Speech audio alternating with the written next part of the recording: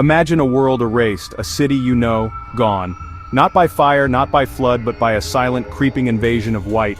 The skyscrapers, once proud giants scraping the sky, are now jagged peaks in a frozen mountain range. Streets that once teemed with life have vanished, buried under dozens of feet of compacted snow and ice. The familiar sounds of traffic voices' existence itself have been utterly smothered. Only a profound, deafening silence remains, broken by the relentless howl of the wind. This isn't a blockbuster scene. This unfolded before, and it will happen again. We're talking about a mega blizzard, a force that can bring our modern world to its knees in hours. The sheer weight of snow is immense, crushing cars, collapsing roofs. Power lines snap like dry twigs, plunging millions into darkness. A humbling, terrifying reminder of nature's raw power. When a storm this big hits, the world stops. Emergency vehicles trapped like toys in a sandbox.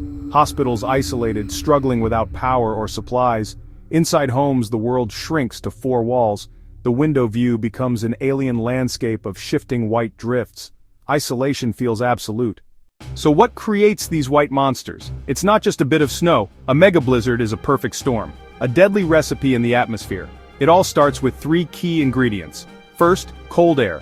Proper, deep freeze cold. Dense, heavy air that hugs the ground. Often a mass of Arctic air plunging south. A polar express with a one-way ticket. Second, moisture. A source of water vapor to feed the storm, like fuel for a fire. Comes from large bodies of water. Oceans. Comes from massive lakes. Warmer, wetter air glides over water and soaks up moisture like a sponge.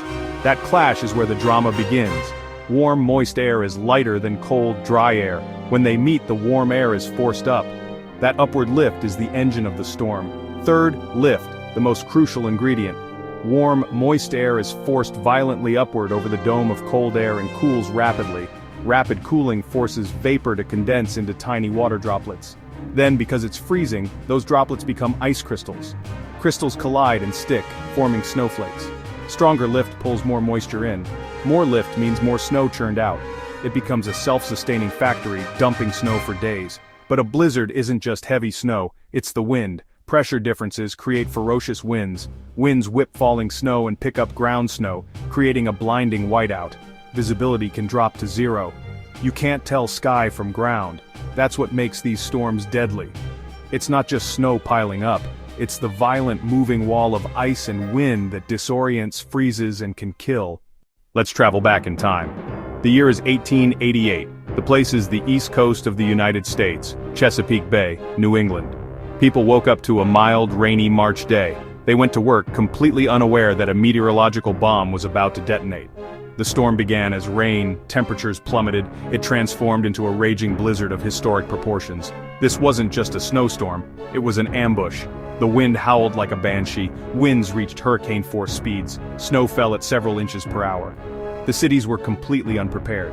New York City, the bustling heart of the nation, was brought to a standstill. Elevated trains, a symbol of modern progress. Elevated trains stranded high above the streets with terrified passengers. People who had left for work found themselves fighting to get home. Wind-driven snow created unbelievable drifts, burying entire buildings up to their second floors. And their third floors. Some drifts were reported to be over 50 feet high, swallowing whole houses. The human cost was immense. Over 400 people perished. City dwellers froze to death just blocks from home, lost in whiteouts. Sailors were also hit hard. Over 200 ships were damaged. Over 200 ships were sunk. The stories from that time are harrowing. People were trapped in their homes for nearly a week, running out of food, running out of fuel for heat. Now let's cross the Atlantic to the United Kingdom. January 1979. Britain was already crippled by a series of strikes known as the Winter of Discontent. Then nature delivered the knockout blow. A massive blizzard, some still call it the Winter of Terror, swept the nation, unleashing heavy snow, gale-force winds, record-low temperatures. The storm stretched from the Scottish Highlands down to the southern coast of England. It paralyzed the country in a grip of ice. Entire villages, especially in the rural southwest, were cut off for days, sometimes weeks. Snowdrifts rose over 20 feet. They buried roads, railways, homes. Farmers fought to save their livestock. Thousands of sheep and cattle were buried under the snow. Many farmers risked their lives tunneling through drifts to reach trapped animals. Those struggles became legendary, a testament to rural resilience. In cities, life ground to a halt. The transport network collapsed. For a country already facing industrial action, it was crippling. Rivers and parts of the sea even froze along the coastline. Widespread power cuts left millions without heat or light. The government declared a state of emergency. The military was called in. A massive mobilization followed. Royal Air Force helicopters became a lifeline, airlifting supplies like food, medicine, baby formula to the isolated communities. They also carried out daring rescues, evacuating the sick and injured. The storm of 1979 is etched into the memory of a generation, a stark reminder that nature can still assert terrifying force. It stripped away the veneer of civilization, forcing communities to rely on grit and neighbors to survive. Now we head to Asia to witness a different kind of blizzard disaster. In early 2008, a series of severe winter storms struck central and southern China. This wasn't a single, quick-hitting blizzard, but a relentless, month-long siege. Ice, snow, freezing rain. It hit just before the Lunar New Year. Hundreds of millions were traveling home. What should have been celebration turned into a national crisis. The primary weapon? Ice. Freezing rain coated everything in a heavy glaze. Power lines became encased in cylinders of ice as thick as a man's arm. The power grid failed catastrophically. Lines snapped, massive transmission towers buckled and collapsed. At the peak, about 170 million people were without electricity. It was life-threatening in the freezing cold. Transportation was apocalyptic. Highways became parking lots of ice-covered cars and trucks. Train stations were swamped with stranded travelers. Guangzhou's main station. Massive, desperate crowds. The largest mass migration disruption in modern history. People were trapped for weeks, sleeping in stations, sleeping on the side of frozen highways. Holiday hopes turned into a desperate struggle for survival. Economic and human cost, staggering, entire forests wiped out, agricultural lands ruined. Official death toll over 130, millions suffered frostbite, hunger, illness. The government deployed over 1 million soldiers and civilian workers, clearing roads, repairing power lines, distributing aid. The 2008 storms were a brutal wake-up call about infrastructure vulnerability. A white death that froze a nation. When a mega blizzard hits, our first thoughts are often about the human impact, the cities, the infrastructure, the economy, but we often forget the silent victims of the storm, the wildlife. For animals, a blizzard is not an inconvenience. It is a fundamental threat to their very existence. The world they know, a landscape of scents, sounds, familiar pathways, is suddenly and violently erased. The deep snow buries their food sources, grasses for deer and bison, small rodents that foxes and owls hunt. The hunt for food becomes an exhausting and often fruitless struggle for survival. The physical challenges are immense. Animals with long legs can navigate deeper snow. Moose, elk, but smaller creatures are in grave danger. They are forced to tunnel beneath the surface, a dark and confusing world vulnerable to predators, risk of being trapped. The sheer effort of moving through deep, heavy snow drains their precious energy reserves, energy they desperately need to stay warm. The cold itself is a relentless killer. Even animals adapted for winter, thick fur, feathers can succumb to hypothermia when faced with extreme temperatures and biting winds for days on end. Birds are particularly vulnerable. The same whiteout conditions that disorient humans can be deadly for them. For many, especially the smaller species, a prolonged blizzard is a death sentence. The quiet that follows a storm is often the silence of a landscape where much of its life has been extinguished. I once met an old rancher in Wyoming. His name was Jed. He had hands like worn leather. He had eyes that had seen more winters than most of us could imagine.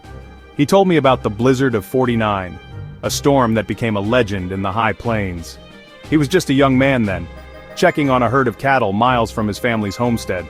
The sky, he said, turned a funny color, a sickly, bruised yellow-gray. The wind dropped to a dead calm. The old-timers called it the blizzard's breath, the deep inhale before the scream. He knew he had to get back, and fast. He was on horseback, but within 20 minutes, the world vanished. It wasn't just snowing. It was a vertical wall of ice. It was a horizontal wall of ice. Visibility dropped to his horse's ears. He said the sound was the worst part, a physical roar you felt in your bones, a sound that erased all other thought. He lost all sense of direction. The cold was so intense it felt like fire on his exposed skin. His horse, panicked and blinded, refused to move. Jed knew if they stayed put, they'd become a frozen statue. He made a decision that saved his life. He abandoned his horse and trusted his own 2 feet. Jed told me he didn't walk, he crawled. He kept the wind on his left cheek, guessing it was blowing from the northwest, which meant his home was somewhere to his right. He couldn't see anything. He navigated by touch and memory, feeling for fence lines, recognizing the slight dip in the land of a frozen creek bed. It was pure, primal instinct. He said the cold makes you stupid. Your brain starts to shut down, telling you to just lie down and sleep. He fought it by shouting, by singing, by punching his own legs to keep the blood moving. He was fighting a war against his own body's desire to quit. After what felt like an eternity, his hand touched rough wood.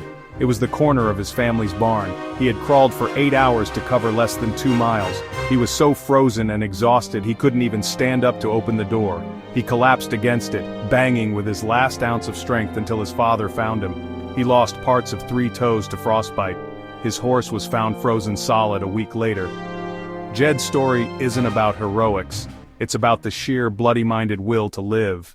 When a mega blizzard is on the horizon, your survival depends on preparation.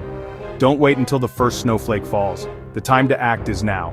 Your home is your fortress, so make sure it's ready. You need a survival kit.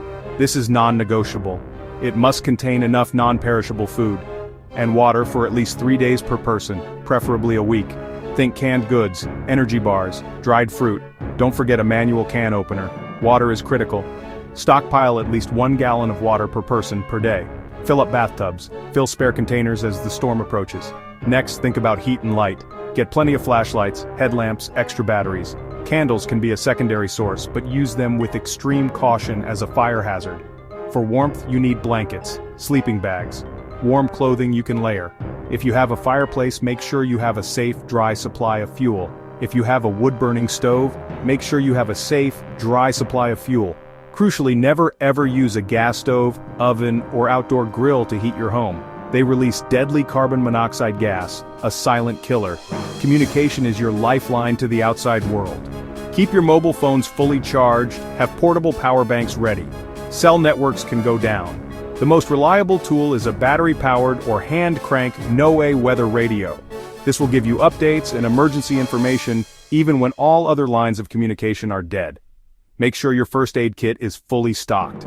Have at least a week's supply of any prescription medications you or family members need. Finally, the most important rule, stay put. The biggest danger in a blizzard is getting lost in a whiteout. Do not travel unless it is an absolute emergency. If you get stuck in your car, stay in the vehicle. Run the engine for about 10 minutes every hour for heat. Make sure the exhaust pipe is clear of snow to prevent carbon monoxide poisoning. Crack a window slightly for ventilation. Tie a brightly colored cloth to your antenna to signal for help. Your survival in a blizzard is a mental game. Stay calm, stay prepared, and stay inside. It might sound strange, but a warming planet could lead to more extreme and dangerous snowstorms. It seems like a contradiction, but it's all about the physics of the atmosphere. The science is simple. Warmer air holds more moisture. For every degree Celsius the planet warms, the atmosphere can hold about 7% more water vapor. Moisture is one of the key ingredients for a mega blizzard. It's the fuel. So you get the worst of both worlds, a supercharged dose of Arctic cold colliding with an atmosphere carrying more fuel, more moisture than ever before. This is the formula for record-breaking snowfall and monster blizzards. We are entering a new era of weather extremes. The storms of the past, the blizzards of 1888, the blizzard of 1979, were once considered once-in-a-century events. But the rules are changing. We may see storms of that magnitude or greater become more frequent. We cannot afford to be complacent. The planet is sending a clear message. We must prepare our cities, our infrastructure, ourselves for a future where the white silence could descend more often and with greater fury than ever before. The coming storm is not just a weather forecast, it's a warning for all of humanity.